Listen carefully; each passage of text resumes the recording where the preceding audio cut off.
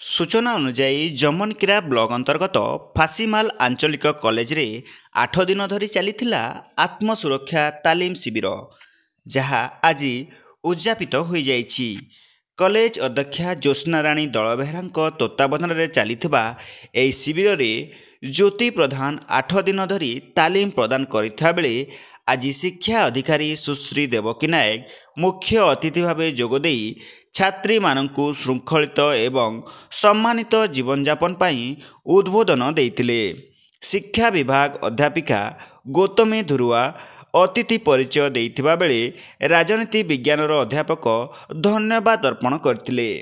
एही 8 दिन धरी चलीथिबा तालीम शिविर रे समस्त दायित्व प्राणी विज्ञान अध्यापिका सस्मिता पटेल सुचारू रूपे तळैतिले।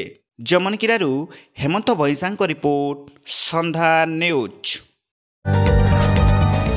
जदि आपंक आम भिडी भल लगा तेब आम चैनल को लाइक शेयर और सब्सक्राइब करने को जमा भी भूलु नहीं।